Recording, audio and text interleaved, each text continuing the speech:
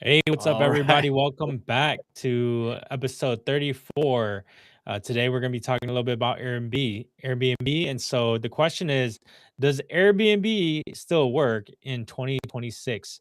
Um, I think that, that's the question that everybody has.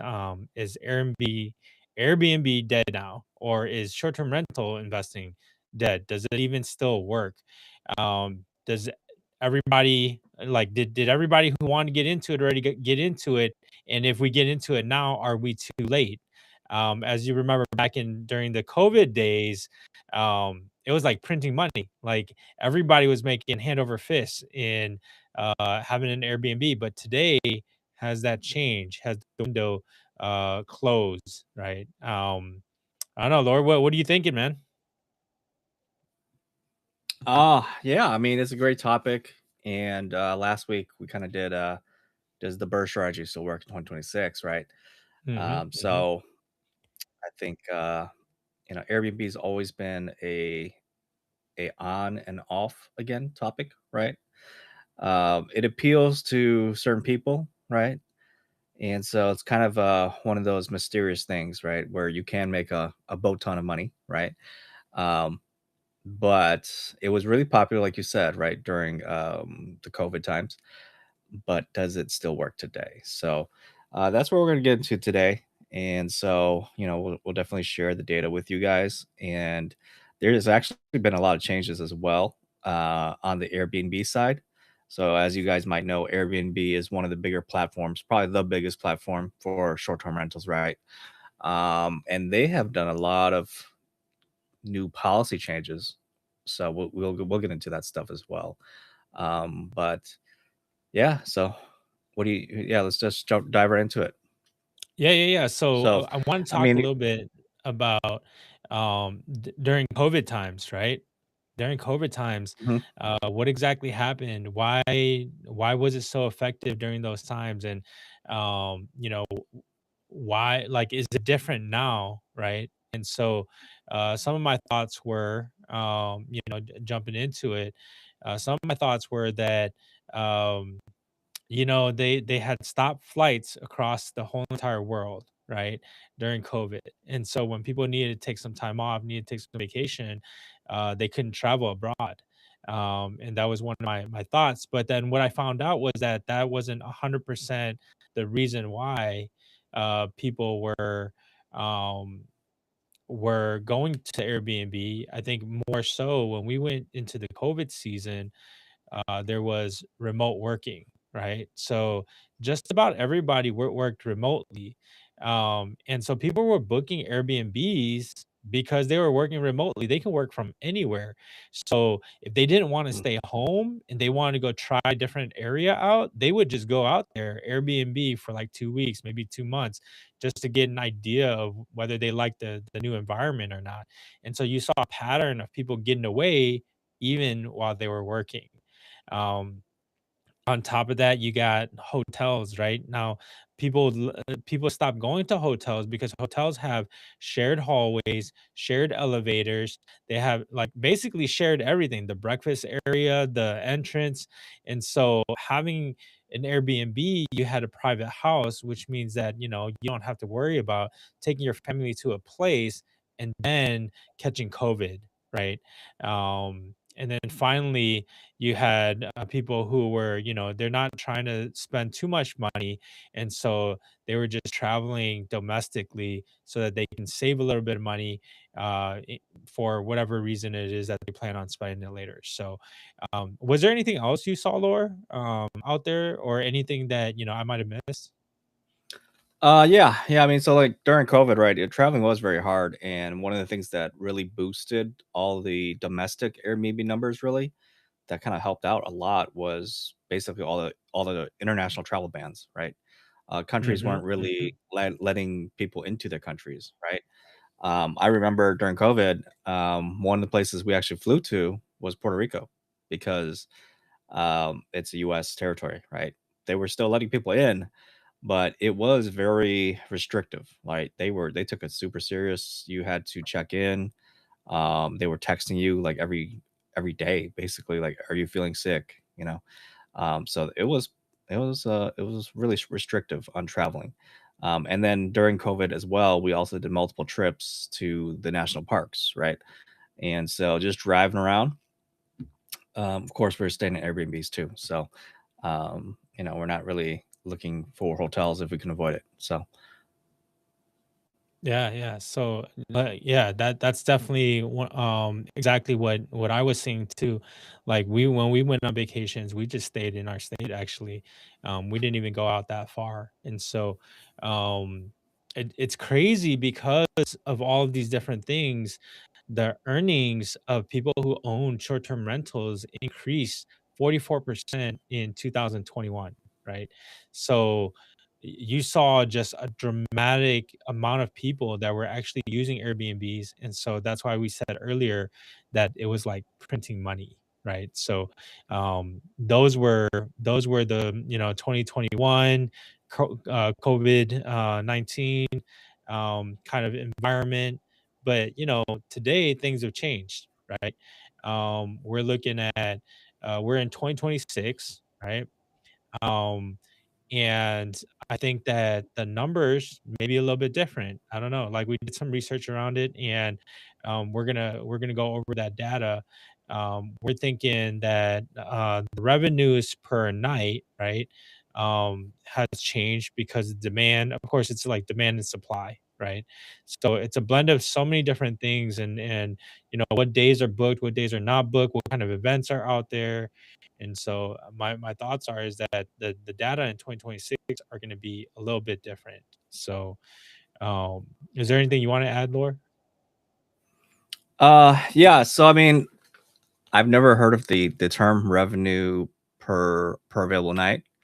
It's a different term. I'm usually, from what I'm used to, is the what do they call it? The daily price, right? Or the daily. It's something like a daily price, right? Revenue. Mhm. So yeah, it's kind of interesting. That maybe it's the same term, but it's like just a different the way that it's worded. ADR, I think, right? ADR is what I'm used to seeing. So, um, but yeah. Anyway, let's have you go through the numbers here. Yeah, yeah, yeah. So, um, nationally, right, occupancy is sitting right around 50 to 54%. That's down about 57% from 2004. We're looking at the average daily rate is increasing year over year, right? I mean, of course, there's inflation, right? So we're going to see a little bit of inflation. Of course, there's going to be some like less occupancy, so we're going to see a softening. But I think for the most part, for the places that are in demand, you're still seeing that demand. Um, the supply itself has grown a little slower, right? In 2024, we saw a 9% increase, and in 2025, it was only a 4.5% increase.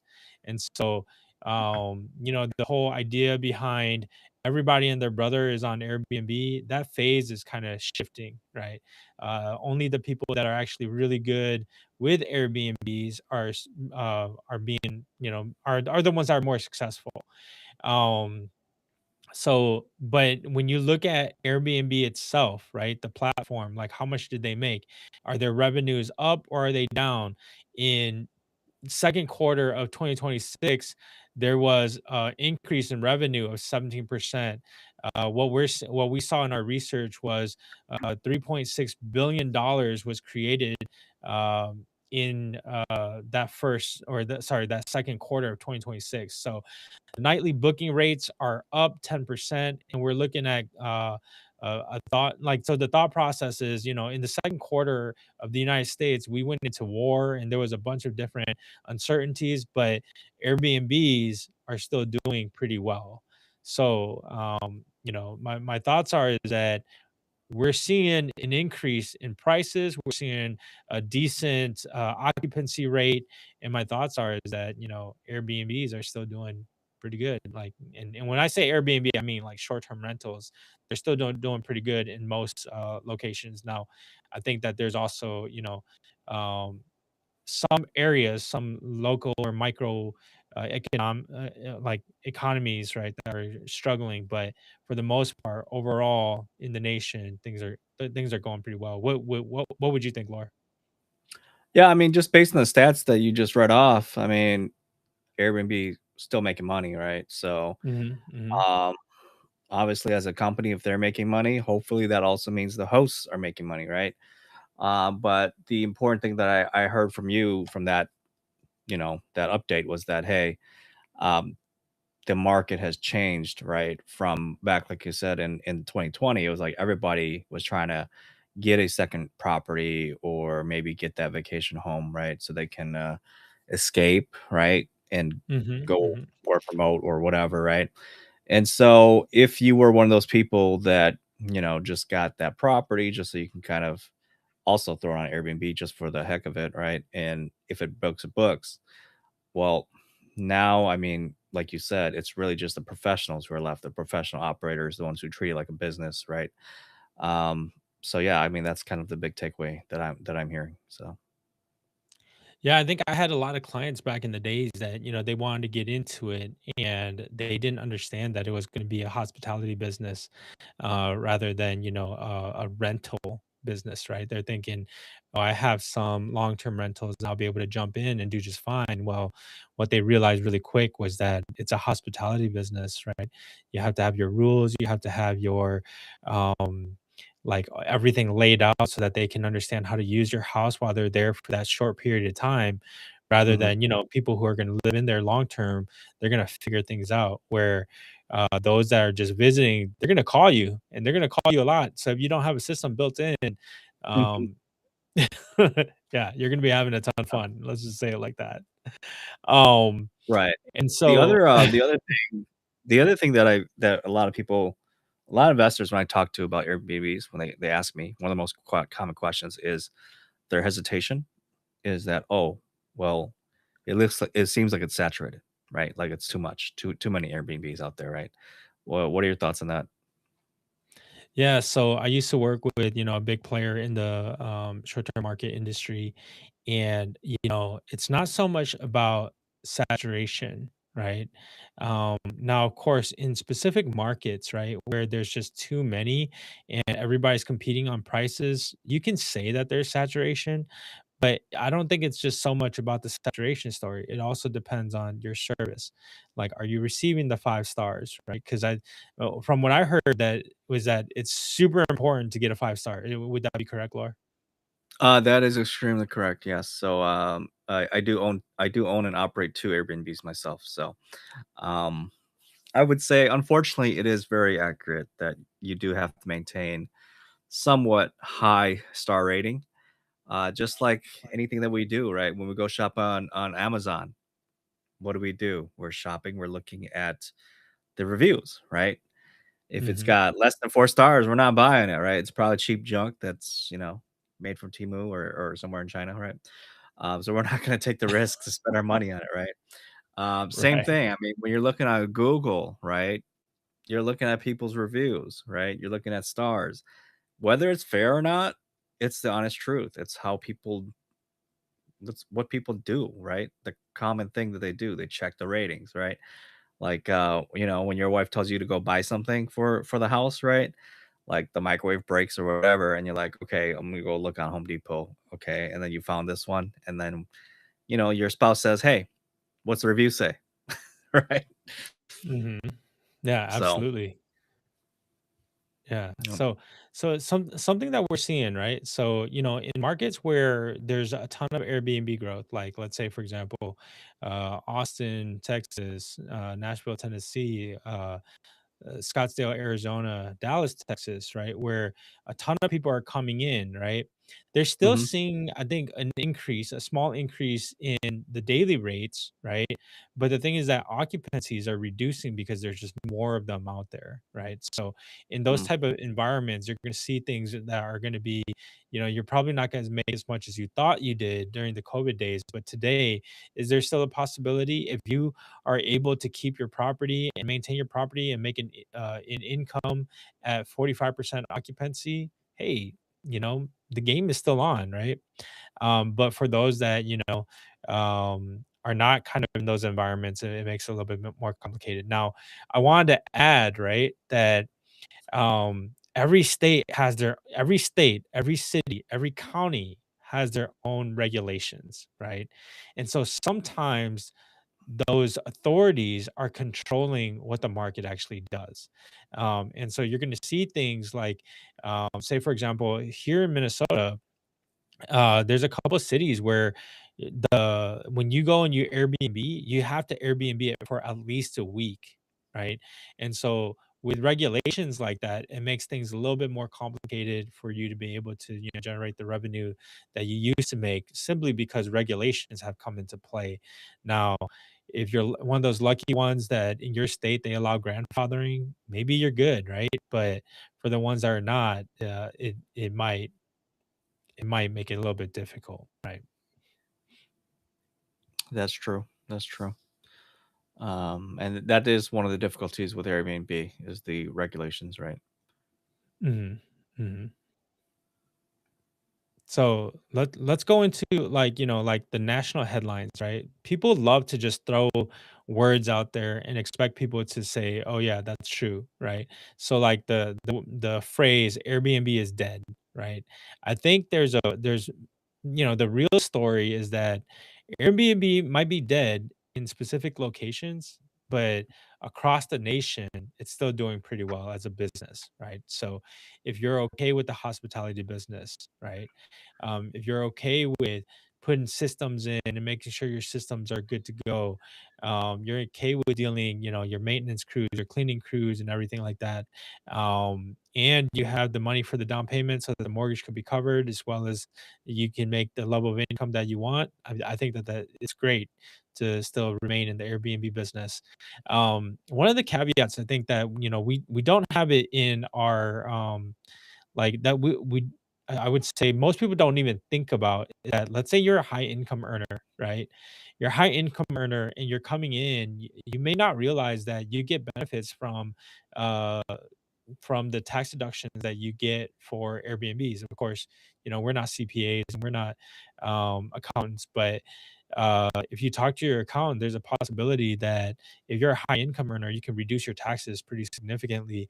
And we haven't taken to like when we did our research, we didn't even take that into account that there are some benefits for some people who are high income earners to come in, get a tax reduction, and that might be all the income that they need, right, from the transaction. They may not need actual income from the property itself, and so it's going to depend on your scenario and what you're looking for. But what we're seeing, right, is that the top performers are still earning a 90 percentile on their revenue, right? So they're still making really really good money, anywhere from $95,000 to $217,000 annually in their specific markets, the markets that are generating really really good revenue. So that's um, my thoughts are is that if you're just throwing it on Airbnb and you're not like buying the quality um furnishings, you're not updating your place to make sure that it looks clean, nice, appropriate for kids. You don't have the specific amenities, or let's say, for example, everybody's used to having TVs that have Netflix on it. You don't have that stuff, you're going to be running into a difficult situation. But for those that are theming out, at least from what I'm aware, if you theme out your cabin, you theme out your uh Disney Airbnb, you're seeing good money, right? Crazy money. Actually, I was talking to a buddy of mine, and he was like, "Yeah, like they're charging these people that have their house fully themed out and have redesigned the whole entire bathroom, bedrooms, garage into just like this decorative event center, almost like they're making good money." So, Yeah, yeah. um, yeah, So, I mean, I have to, I wanna add that for that, like, the question that people ask, is Airbnb saturated or short-term rental saturated, right? I mean, even if you are in a market, like you just mentioned, a great market, the Disney market, right? There's mhm, mhm, tons and tons of Airbnbs there. That is a market where it is designed for Airbnbs and short-term rentals, right? absolutely. That's a vacation destination market, right? So, in that type of market, you better believe it's gonna be a lot of Airbnbs, but like you just mentioned, how do you stand out, right? How do you get bookings? Well, besides the ratings, you have to really put a lot of thought into your specific property, right? You have to make it an experience, right? Um, you have to design it like you just said, put a theme to it, make it attractive, right? And it's no different than like when you're shopping for a product or maybe something else. But as you're scrolling through the listings, right? If you see a place that's decked out and it looks really unique, that's what you call a showstopper, right? Mhm, Like the person's gonna stop scrolling. They'll be like, okay, this is the place I want to stay at, right? Because they already can feel themselves staying there, right? They're like, yeah, I want to wake up in that house, right? I want to have that view in the morning, right? Um, and that's how you get people to book your place, right? You have to stand out. And if you're afraid because of competition, because it's saturated, well, you gotta step up your game, quite honestly, right? Um, and if you're just expecting to buy a place and just have it magically perform and people just magically book, it's not really gonna work out for you, right? I mean, you either gotta be the cheapest player in town or you gotta make it a great experience, right? And that's really what we're talking about, the 90% that are killing it, right? The 90% of their that are bringing in all the bookings, you better be sure they're go look at their bookings, right? Their places. It's crazy how much features, amenities, and things that the money they've spent into the property, right? So, mhm, but let's move on to talk about like the I mentioned earlier in the show the changes to the Airbnb rules, right? So, um, we're talking about Airbnb because again, Airbnb is the big player in the short-term rental space. And unless you're already investing in Airbnbs on the host side, right? If you're not a host, you're not seeing any of these changes, right? And mhm, so, um, me being a host of two of them, we feel the pain that Airbnb is squeezing hosts, right? Um, they've been slowly kind of like pushing like the favoritism from the host side towards the guest side. So mm, they've been really making it more of a pain for hosts, right? Like they're making it so much more friendly for guests because again, guests are the ones that are booking, guests are the ones that are be paying for the place, right? So I guess I mean it's like the customer's always right, right? Customer service. If you cater towards the customer, more likely they're gonna book more, right? Although hosts, we are the customers for Airbnb too, right? mhm, Um, so in a way we are, right? But they've done things like crazy stuff. Like now they expect us to allow cancellations, free cancellations within 24 hours. It's kind of ridiculous. It's like, man, like this is oh, if that's you're tough. running a business, right? Like, how can you handle a cancellation 24 hours when you thought you were gonna have your place booked for like a week or whatever, or if it's like a really high profile event, right? And you had the place booked, but now it's a fully free refund within 24 hours. I mean, dude, that's gotta suck, right? You were banking on a big payout and it's just gone, right? Um, That's crazy. yeah, yeah, yeah. So they're doing stuff like that where the cancellation policies are more favoring the guests now. Other things they're doing on the host side that the guests don't even know about. Airbnb takes a lot of fees, right? That's how they're making their money, right? They don't own any of the properties that are on Airbnb, right? Regular people do, or companies, or right. So it used to be like the host would only pay 3%. So it used to be the host would pay 3% of a 3% fee, right, to Airbnb. The guests would pay anywhere from 14 to 15% to Airbnb, right? Um, Now Airbnb has switched it where they're charging the host now a service fee of like 15%, right? So now we're being charged, we're losing revenue, right? They're taking it out of our cut, right? And so it's a bummer. Basically now you're gonna notice that a lot of prices are gonna go up, right? And they started implementing this I want to say like late last year, and Okay. I think it was like around October.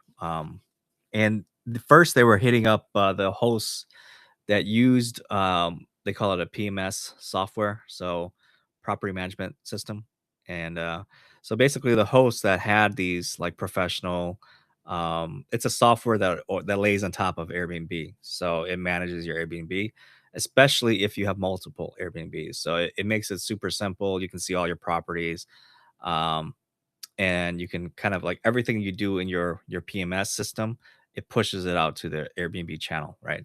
And not only that, it also pushes it out to Verbo. It pushes it out to if you have a direct website, you can manage that too, and other platforms like Booking. Um, so it's kind of cool, but they were penalizing us who are using this PMS software, so that we were like getting Mm. charged first.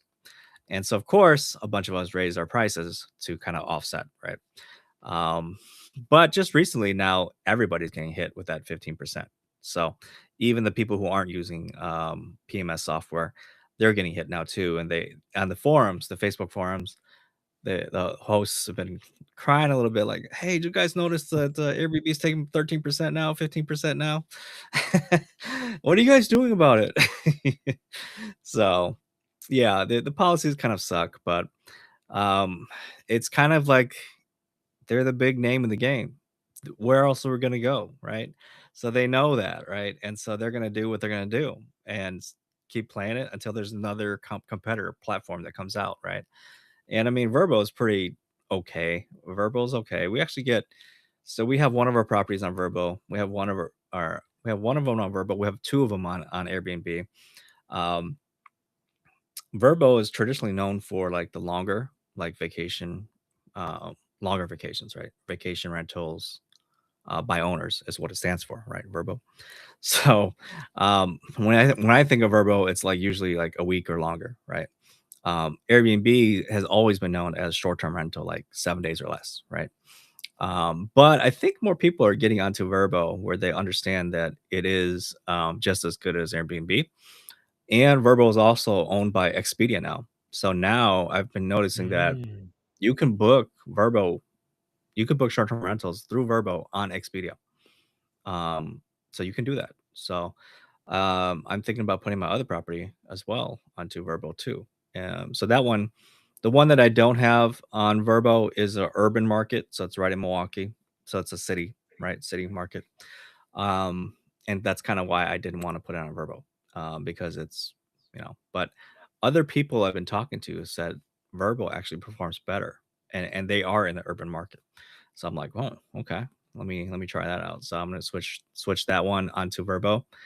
Of course, Verbo has their own fees and things like that too, right? But it's interesting. So all the new rules and the checks that you have to do. Are the fees pretty similar between the 2? Do you keep track of that? Um, so Verbo's a little interesting.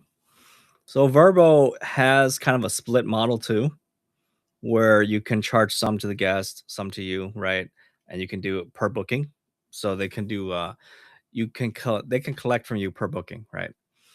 Or at Verbo, they offer I don't know if they still do because we I don't think we do it anymore, but it used to be where you would every year you would pay a flat fee. So like it was like Mm, 500 bucks. So you pay 500 bucks to Verbo, they get their money, then they really reduce their fee. It's still not free. They're still gonna charge you I like a see. minimal, right? Like I don't know. I don't know. I don't remember what it was, but um that's what we went with for a while. And then we didn't get that many bookings from Verbo. So we're like, nah, screw that. Mm, We're gonna go with we'll just go with the per booking charge, right? Um, because we didn't get that many bookings. So we're like, well, why are we paying them 500 bucks, right? Um, but I think one of the things too is that the way Verbo operates is a little bit different. At Verbo, you can pay. There used to be a way where you could pay to get pushed to the top, right? So like the premier, right? So you could pay okay. them to boost your listings, right? Mhm. So that was kind of, that's a little bit different. Airbnb, I don't believe you can pay. You can't really pay them. They don't offer that, right? Where you can pay to boost your listing as a premier, right? But Airbnb does offer, and same with Verbo. If you have lot of good bookings, they give you like this little badge, like I don't know what it's called, Superhost, right? Superhost Yeah. on Airbnb, it's Yep. called Superhost. On Verbo, I don't know what it's called. I don't really go on there Verbo that much. Um, but the Airbnb also has something like it's called like it's like guest favorite or whatever. Like if you get like a lot of like good reviews, right? So Mm, it's like a guest favorite kind of you get another badge. So um yeah, it's kind of interesting. And then actually Airbnb just pushed out a bunch of more like testing beta testing discounts, right? And if you sign up for them, you can get pushed to the top. So it's kind of like a incentive, right? It's like a carrot. They're giving these hosts incentives to test out these new things. Of course, one of them is a cancellation policy, right? mhm. Um, where if you have a very flexible cancellation policy, they're going to push you to the top. And they offer something now called if you pay for the whole thing and you don't pick you make it non-refundable, you can now you have the option as a host. You can have that option where you give them a small discount, right? If they choose to do it non-refundable, right? So Mhm. that's kind of cool. Finally, we have that.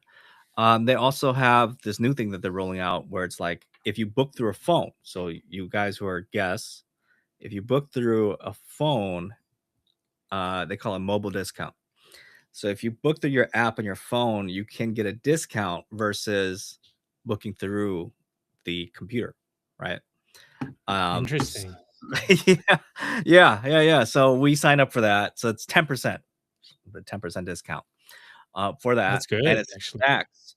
It stacks too. And so if you are a guest and you have a really good rating on Airbnb, we have we turn on this other thing where if you're a highly rated guest, you actually get a discount too. So these are things that we Mm, turn on to try and get more bookings, right? So we've had people who are like, hey, they're highly rated guests and they're booking through the phone. So they're getting 10% stacked on another 10%, right? Um, so yeah, I mean the discounts are out there, right? So it's kind of that's cool. awesome. I think right after we turned it on, we got like 3 bookings right away. As soon as we turned them on, within like 24 hours, we got like 3 bookings. So that was kind of cool. But you do lose a little bit of money, but hey, you gotta play the game, right? So Yeah, yeah, definitely. So basically, what you're telling me is that, for the most part, people who what is it? Used to get a split model fee from Airbnb. They're likely going to be losing money once everything is converted over. And my understanding is that the conversion is supposed to be completed by mid September. Does that sound correct? Like the no, full no, conversion? it's already in effect. It started Oh, already. okay. Yep. Okay. That's why regular hosts that are not using the PMS software now they're feeling the pain. So I see. Okay. Yeah. So that means that if you're not increasing your prices, right, you're going to be correct. hit with Hmm. a decrease amount, like somewhere at 13% decrease in 15%, I think, actual yeah. Yeah, I think it's like 15. 15% in your Yeah. revenue. Mhm. Um, that's kinda tough if you're an owner. So that might be one of the reasons why, less people are actually doing it, right? Is that they don't want it. But my thoughts are is that if you're good at what you do, you probably will continue, right? Um, and so and I think we covered a lot just in that little section from, mandatory cancellations. Dude, Mhm. like, I'm just thinking, like, what I can see people do is take advantage of the mandatory 24-hour cancellation. Like, they could just book and they see something all of a sudden show up, right? Let's say, for Right. example, another Airbnb drops their prices because they can't get it listed on the market. And it's about, like it's something that you can actually stay in. They're gonna move over and they're gonna go ahead and cancel like within Yeah, 24 hours. That's gonna be tough for someone who is expecting a specific type of income to come in, and you've been booked out that whole entire time, right? So it's right. not like you can book something else. That yeah, that No. that's tough. Yeah, you Um, can't just magically replace that booking, right? And so, yeah, it sucks. But yeah, I mean, there are still some you can still turn on some, like, restrictive cancellation policies, but they're got really it, rewarding you if you're, like, flexible, right? If you turn on the really flexible one, they're really rewarding you for that, right? Um, got it. so yeah, it's kind of like a gamble, really. So So yeah, so it sounds like Airbnb has optimized their systems to be guest friendly. yes, they have, And yeah. it just yeah, so happened to then hit those that actually owns the Airbnb and makes the host a little I mean, like you're gonna be paying more out of your pocket versus those that are not. But I mean, there are other options. Like you said, there's Verbo. I think there's a few other options out there that people have done, especially when you're gonna stay a little bit longer, right? Like, isn't there another website where I think it's like Furnish Finders or something Yeah, like that, furnish where finders, yeah. yeah, if you're Yeah, gonna the stay a furnish little finders longer, is more for, they call it medium term rentals. So, okay. like, if you're a traveling professional, you wanna stay for, like, a month, maybe 2 months, 3 months, right? Because you're on assignment, right? Like, travel nurses use furnish finders a lot. Actually, that was kind of the reason about why it was created. Um, Hmm. and so, yeah, that site, we've tried that site, but honestly, our property doesn't really it's not as quiet, like, especially if you are a travel nurse and you're sleeping, like, during the day because you work third shift. Our place is not quiet, so it's probably not gonna be good for that, right? So, Hmm. um, like, we're too close to the main roads, too much road noise, right? Um, so if you have a nicer place that actually would work, I mean, obviously, it would work great.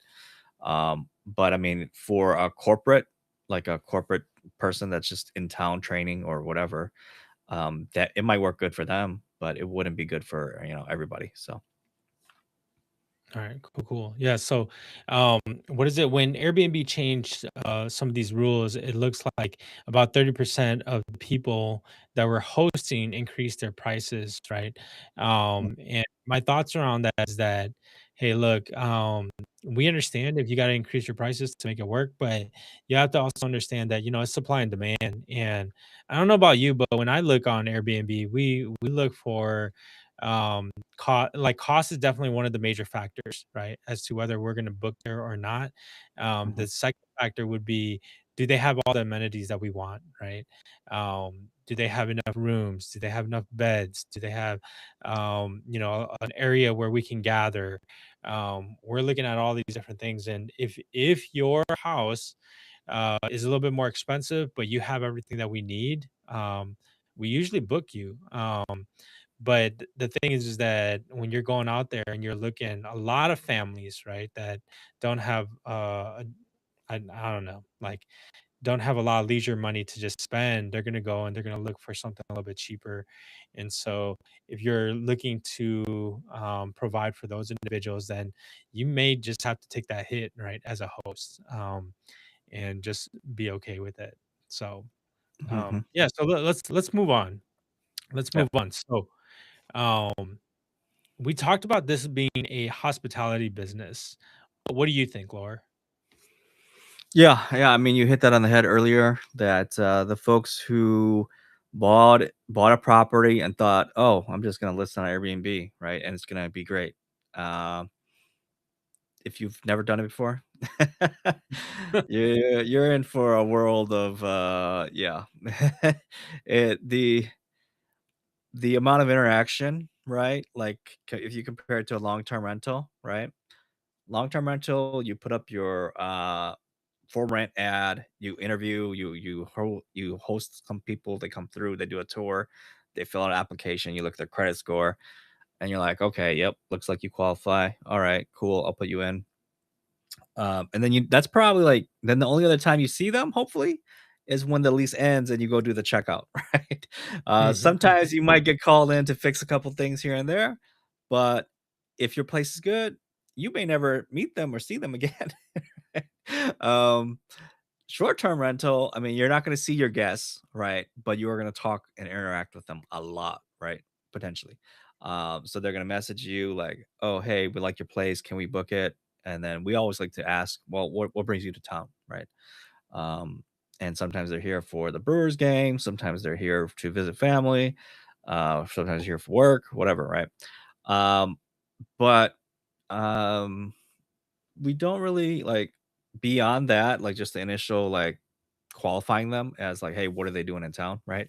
And making sure that they're here for legit reasons. Um, Most of the time, we don't really have too much more communication than that. Sometimes we'll have communications like, oh, something's wrong with the place, like if maybe the TV doesn't work or they have issues accessing the garage, right? Then they'll message us things like that, or sometimes like you might have things break on you, right? Because it happens. Sometimes the fridge Mhm. doesn't work, right? And they're like, "Oh, hey, the fridge isn't getting cold," and then we're like, "Oh crap, okay, we'll come send somebody to come out to look at it," right? Um, so there have been things like that, but sometimes you get very picky guests too, like super picky, like right away too when they check in your place, and the first thing they message you is like, "Oh, look at this dirt we found, this dirt spot on the ground. Look at this, there's a piece of hair. Oh no, on the sink counter." Like, "Oh my god, it's so nasty." Like that's all they're complaining about. Like, "Oh my god, okay. All right, our cleaners forgot one little thing. All right, we'll send them out again for you." You know? There's very picky people out there, and you're in for a ride when you as soon as they check in, they send some kind of thing that's, "Oh, this is wrong. Oh, this is dirty," right? And it's like, honestly, like our Milwaukee property that we have, it's like 75 bucks a night. Like, it's Oh, that's yeah, that's cheap. it's super clean, like, compared to, like, maybe even like a Motel 8, right? Um, Mhm. but again and you got the whole place, 2 bedrooms, 1 bath, a kitchen, uh and you're complaining about the minorest things, right? And it's like, dude, well, if you were expecting a five-star hotel, you should have went and booked a five-star hotel, right? Like, seriously, I don't know what's wrong with people these days. It's like you got an apartment unit, right? Mhm. Like, it's not even a whole house by itself. You're an apartment unit, right? I mean, what were you expecting for 75 bucks? Like, you know? So people are picky, but it's crazy, man. But yeah, there is a lot more customer service involved. Sometimes you do get really good guests, though. I mean, we have really good guests. I think people who are afraid, right? Like, I would say probably 5% of all the guests are very nitpicky like that, right? 5 to 10, maybe 10 on the high side. The rest of the people are super like, it's a place to stay. They like it. It was good for them. It was convenient. Everything like checks out, matches what the pictures show, right? They got what they paid for, right? What was presented. Mhm. Um, so yeah, majority of people, no issues, right? You have the 10% that are going to give you headaches. So yeah. That's so interesting. And the thing is that what I my understanding is that because it is a hospitality business, right? Like all of your bookings are based on we talked about it a little bit earlier, whether you're a 5 star or not. And my Mhm. understanding is that if you're a 4.6 star, you're running a different business than a like 4.9 star. Would you say that that's true? Not really, because Okay. like I said, I mean, there's so many picky people out there, and, like, I don't know, there's people who give you a low rating even though it was great stay. Like, "We had a great time, but here's your 4 star." Like, "Why'd you give me a 4?" Mm. Right? "Why didn't you give me a 5 or a 4.5 or whatever," right? Like, you didn't say any complaints, you said it was a great stay, but you gave me a 4? Like, you know? Yeah. So I think that's something too that people should be aware of, right? I mean, you we all know that even, like, the worst reviews that are left by some people, like, sometimes you can tell, like, these people who are leaving these reviews, they're just, like, going after them just to go after them, right? Like, you have to kind of, Mm. like, be like, you have to kind of take it with a grain of salt, like, "Is that really true?" Is there something more here, right? Yeah. So, like, yeah, I mean, our property at our beach house in Texas, right on the Gulf of Mexico there, um, we have, like, a 4.8, 4.9 star rating, right? Oh, nice. Yeah, and, like, 40 plus reviews, right? Um, That's our super cool. property yeah, our property in Milwaukee here, right? Yeah, that's the one that's challenging because we get people who, like I said, who will give us a 4 star even though they didn't have any complaints, they loved the place, it was convenient for them, but some reason they just gave it a 4 star. And then we have the other people, like I told you, that were somehow expecting a 5-star hotel experience, but they stayed at a $75 a night place, right? And they wanna complain Right. about things, right? Um, and but then, like, we have so many other reviews that are really good, right? Even though we only have, like, a 4.5 or 4.6, or I don't even know what it is, I don't even look at it. Because that one I'm just like, "I don't care." Right? Uh, so, yeah, but you have to, like, weed out, right? You have to read multiple reviews, right? Like, hey, who's real, right? Who can you really trust, right? It's kinda like I'm just gonna relate it to this. We're Asians. I like to go eat at Asian restaurants. I go on Google. I'm looking at the profile of who is leaving these reviews, right? Uh, I'm serious. I mean, not to be like, stereotypical, but if it's a bunch of white people that are saying, "Hey, this is great," like, especially if it's fusion, right? Asian fusion, Mhm. and they're like, "Oh, this is a hit. This is awesome." And then you see, like, there's no Asian people that are leaving the review. Like, nah, that's not good. No, it's just like blown up because of Google, right? Like, Right. right, like, it's not as good as people think. I think, like, we all know that some hole in the wall places are like 3 stars, right? Right. Food is amazing, service sucks. That's the one you wanna go to. Yeah, so I'm thinking about it based on what you're saying, and what I'm hearing is that, like when you're running in an Airbnb, because hospitality comes first, and it being a real estate investment comes second. Location is really important, right? Yes. The design of your facilities is important. The experience that the guest receives there is important. Let's say, for example, if there's a TV that people just don't know how to use, that makes it a little bit, tougher. Oh, yeah. Um, the when I say location, like maybe like the beach one that you guys have, the reason why you get the 5 stars or get the 4.9 stars is because they're on the beach exactly where they want to be. So when they're booking your place, it's exactly what they expected, and it's perfect. But the one in Milwaukee, like maybe they expected something different. And like you said, sometimes you got people who are booking, a $75 place thinking that they should be booking, like it's an Airbnb and it should be up to the par of a $250 hotel location, and they're not getting what they want. But sometimes my thoughts are is that you got to expect exactly what it is, and once it's there, it makes things like it makes them want to rate it a little bit higher, or so. And then, like, I think there are other things, like, I know that, I've been to some Airbnb places and the Wi-Fi is kinda shoddy, and that like, for me, Yeah. Wi-Fi is a big deal, dude, because all of my Yes. stuff is online, and so That being said, my thoughts are is that there's gonna be, like little things that we're gonna be nitpicky about, but I think that for the most part, if the Airbnb does its thing and everything seems to work, like I usually rate people 5 stars because I understand that, it's their business and it's something that if they were good and I enjoyed the stay, that we rate them highly. Just because, like there are people out there that just don't give 5 stars, right? Like a Right. 5 star would be above their expectations, and so they don't give 5 stars, and so for those people, I would say that, if the Airbnb is, like, exactly what you expected it to be and serve the purpose, then you give them a 5 star, right? Let's Yep. go ahead and move on um to our markets, right? To talk a little bit about, like I know you're in the Milwaukee area as well as in the Crystal Beach area. I'm in the Twin Cities. Things are a little bit different in each market, right? Yeah, for sure. No, yeah, urban market.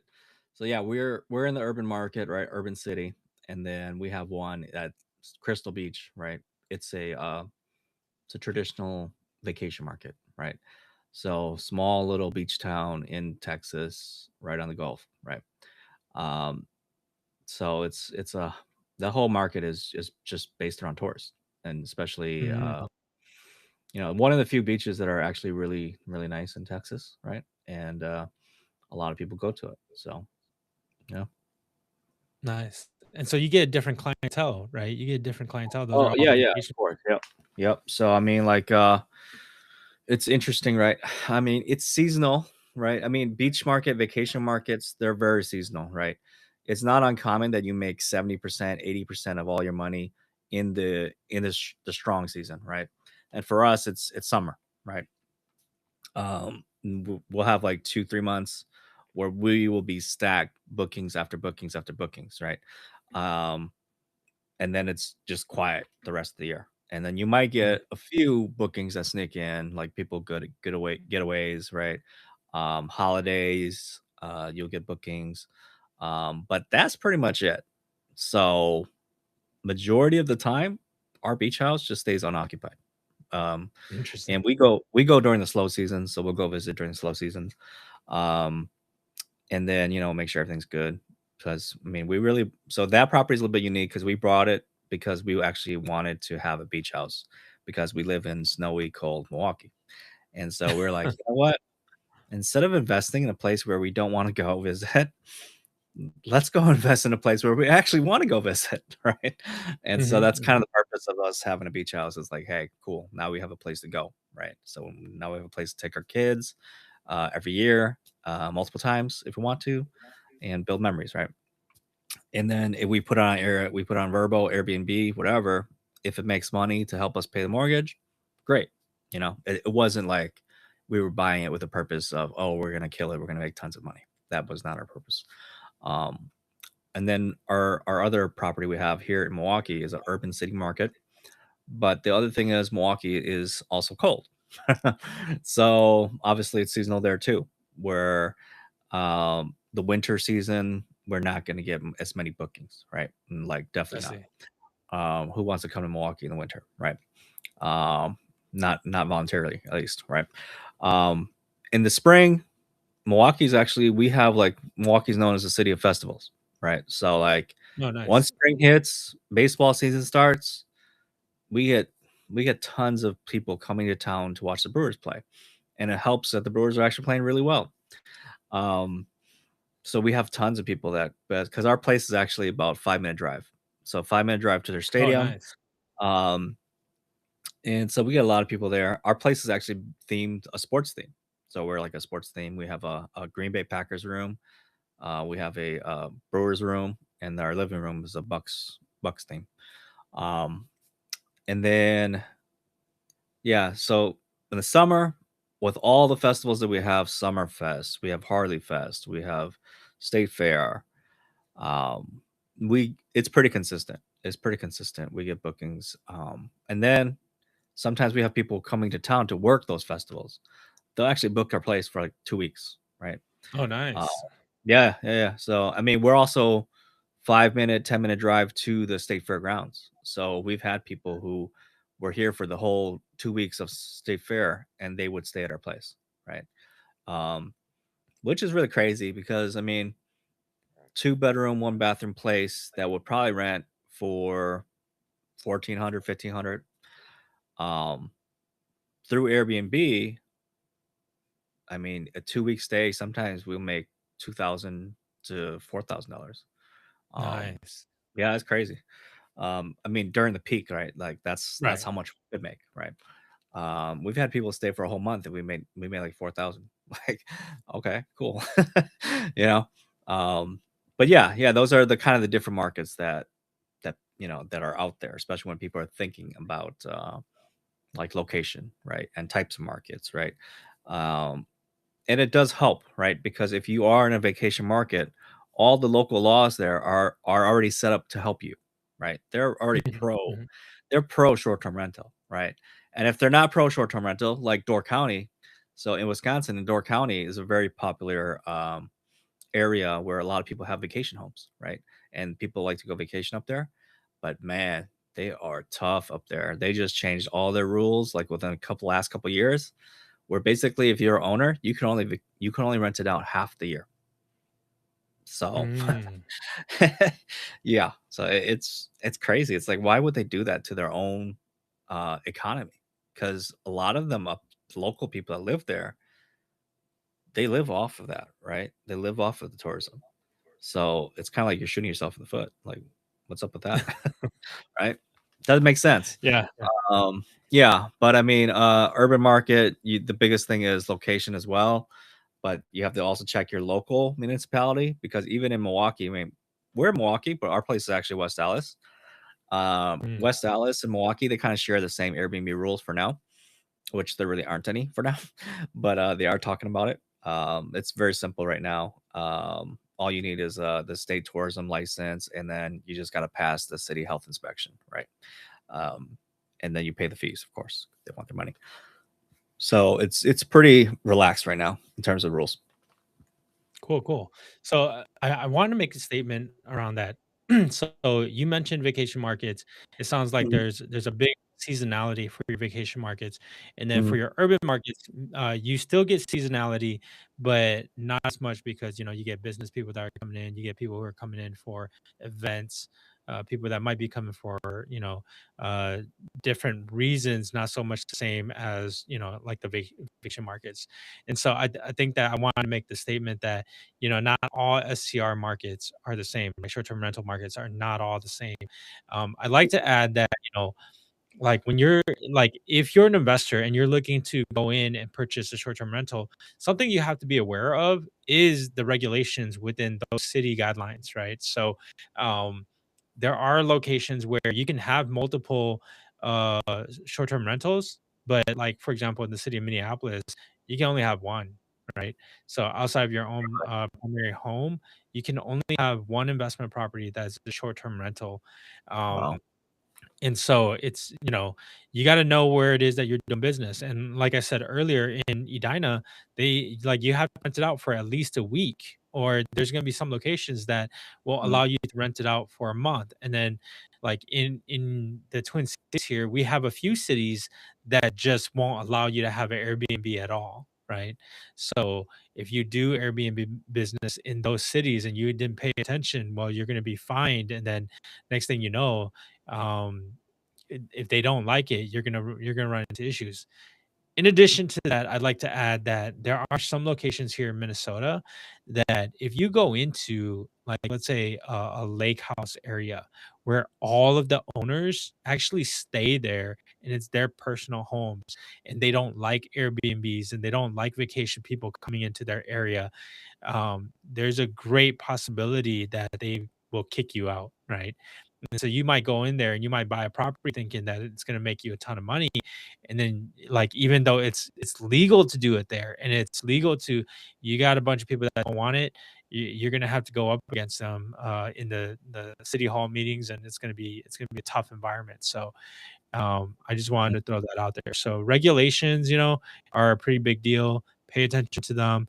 I think Airbnb's website is pretty good at telling you, a general idea, give you a general idea, but like what I found out is that if you really want to know, you just got to call the cities, the counties, Yep. you got to call the municipalities and find out directly. I'd also like to add, since we're running short in time, I also like to add that if you're in a location where there's HOAs, right? HOAs also have their own guidelines, right? And if the guidelines of the city, right, doesn't require the HOA to abide by the city guidelines, then now you got to abide by the HOA guidelines, right? And that can make it really, really tough as well. There's some markets that just their HOAs don't allow any rentals, or like you said, they might allow half the year, and then they might only do the half the year in the winter. And so you just don't know, right? So it's good for you to go ahead and read through that. Is there anything you want to add on that, Laura? No, I think you covered pretty well. That yeah, there's HOAs as well on top of the local, right? The local, the state, um, even condos, right? Condos have their own rules, especially if you're in a condo heavy market, right?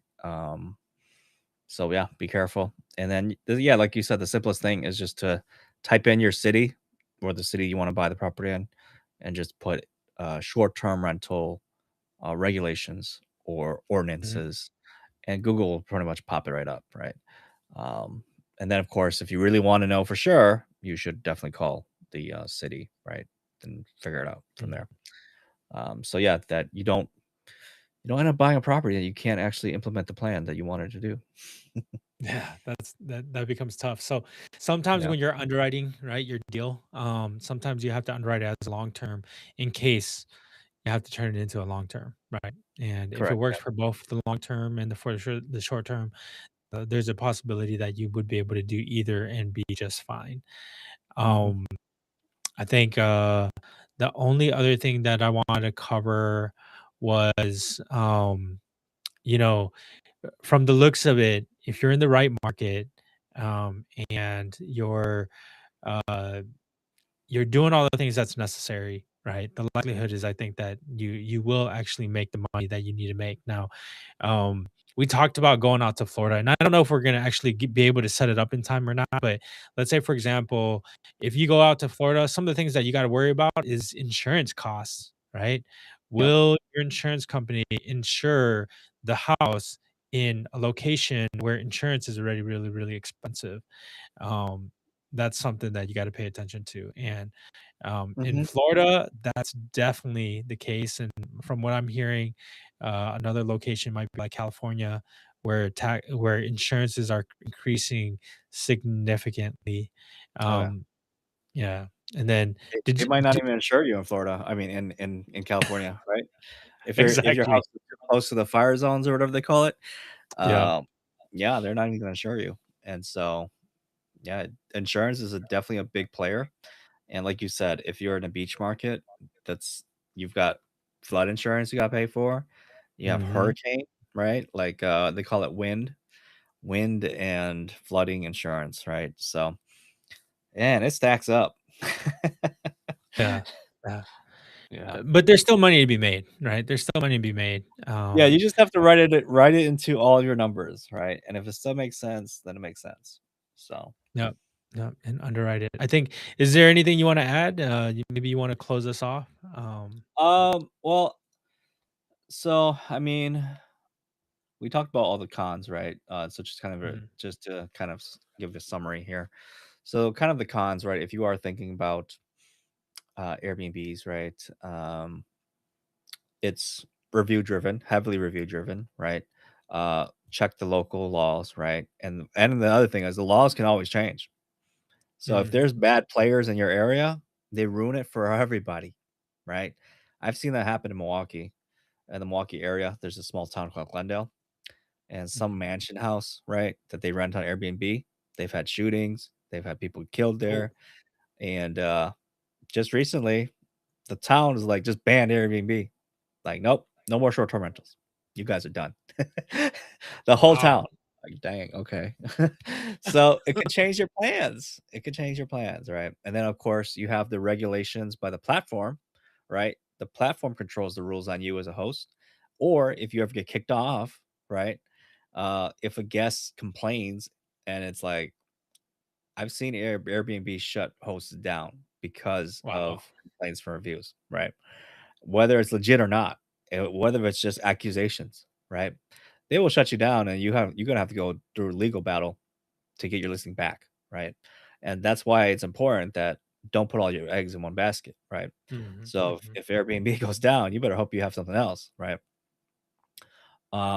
And then also the last point, I guess, is that air short-term rentals, Airbnb, it's a hospitality business, right? You're constantly talking to guests, you're constantly having to do things with your property, right? You have to clean it out, get a turn for the next guest, right? There's a lot of things involved, right? It's not just oh, get a person in there, rent it out, and you're done, right? Until the next person comes, right? Um, so that's a lot of things to be aware of. Um, but sounds like a lot of negativity, but the money's still there, right? As long as you're willing to work it, right? Um, on the pro side, Airbnb can make you anywhere from 2 times to 3 times the regular long-term rental numbers, right? Um, you're really getting paid for the amount of work you're putting in, right? It's not easy money, so to say, right? You have to learn the system, build out your systems. Once you get all set up, right? Then it's gonna be a lot easier, right? mhm, But mhm, in the initial ramp up, it's gonna be hard, right? Um, but it's a business, right? You have to go into it knowing that, right? And if you're not willing to operate it as a business, then hey, maybe it's not for you, right? Then the last thing is that Johnny talked about already. That I was kind of like hoping we leave it to the end to kind of but the tax benefits. This is the huge thing that a lot of people, a lot of investors, high income earners are actually investing, the reason why they are willing to do short-term rentals, right? And it's called the short-term rental loophole, tax loophole, right? And yeah, really all it means is that essentially if you are able to prove that you are actively participating in the management of your Airbnb, right? Meaning you are not just simply hiring a property manager to take it over, you are actually involved, right? On the day to mhm, day stuff. And we're not CPAs, we're not tax people.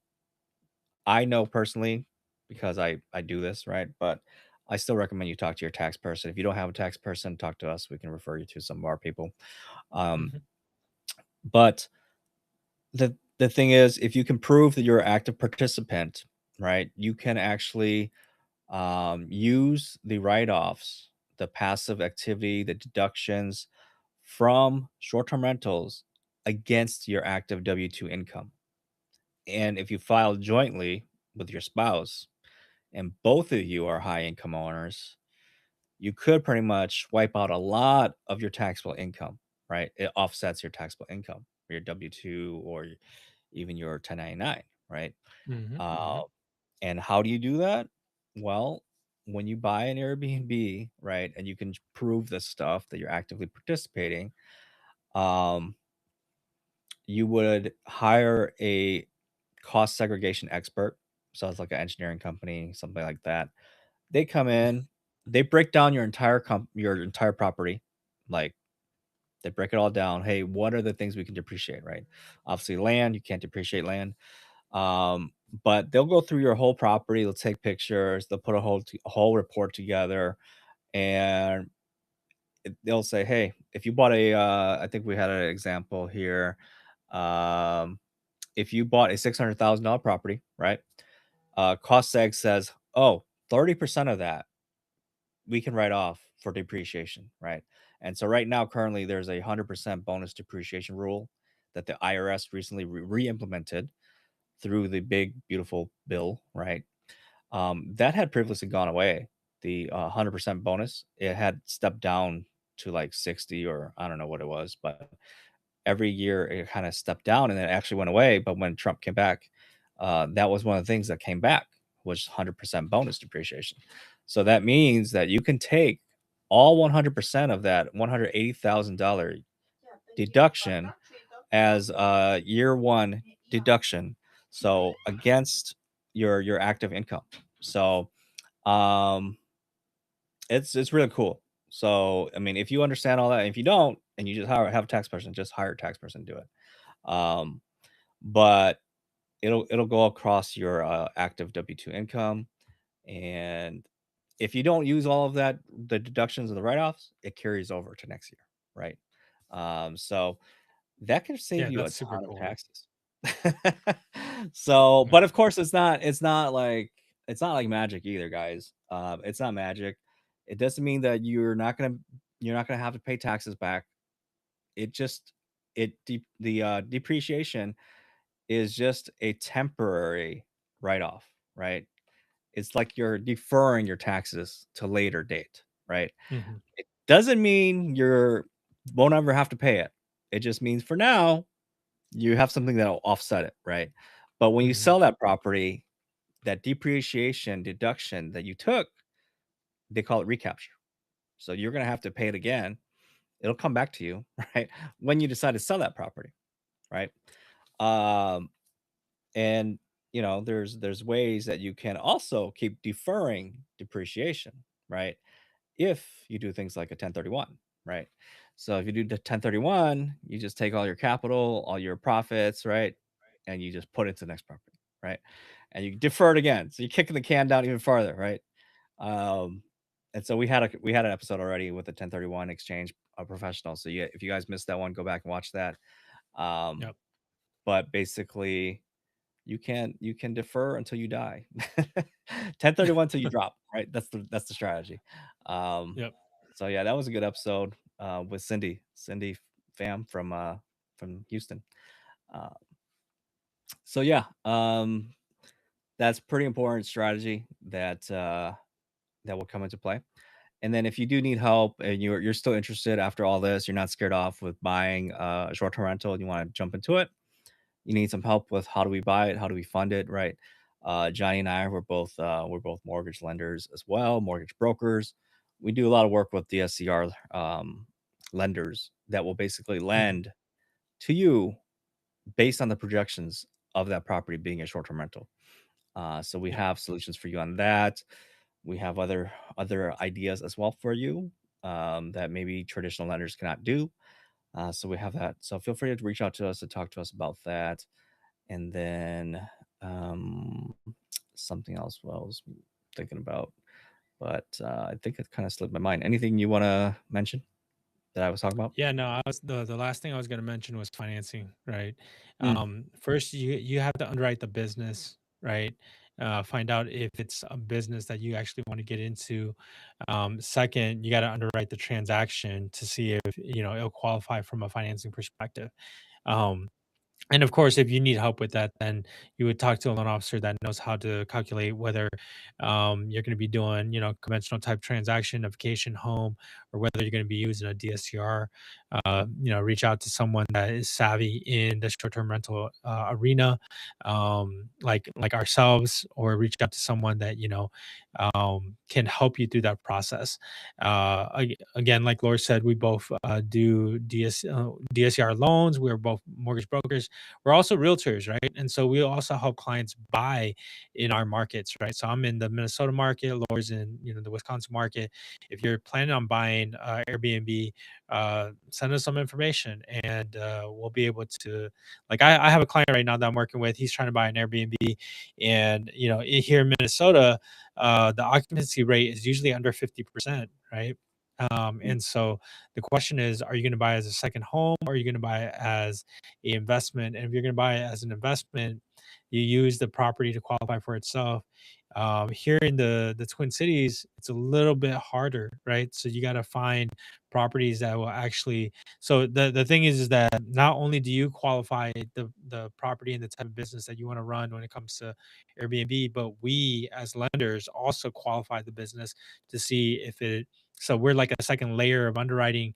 They'll come in and double check all your numbers to make sure your numbers actually work, right? So it's mhm, important that you get with the right people that are going to get you in the right position to be able to succeed. Now, if you don't care about none of that stuff, we'll still work with you and put you in that house if that's what you want, right? But we always recommend that you do your due diligence, double check everything, make sure you're running through the guidelines, make sure you're in an environment where Airbnb is good, and yeah, and then take it from there.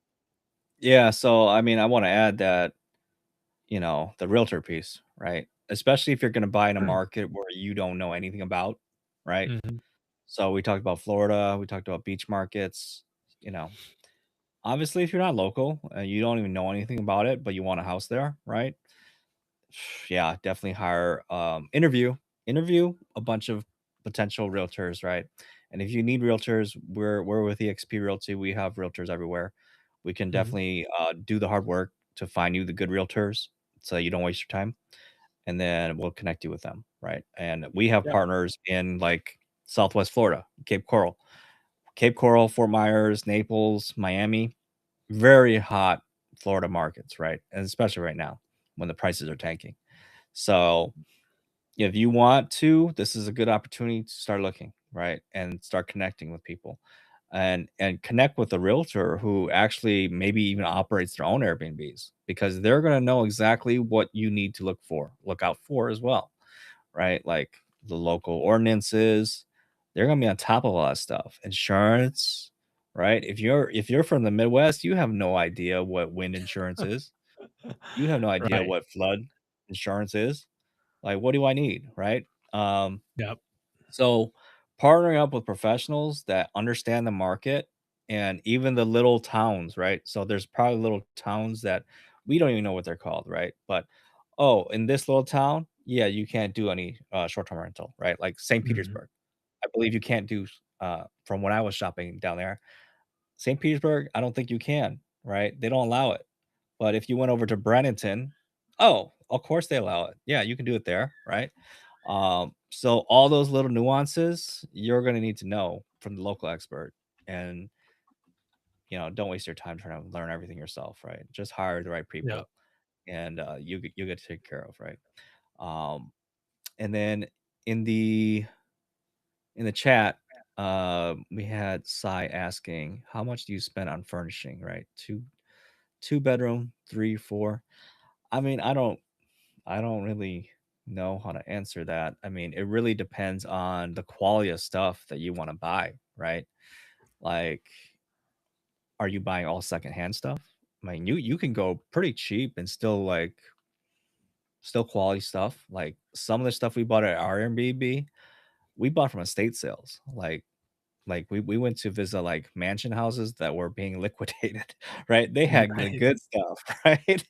And so we were paying like, pennies in the dollar for the furnishings.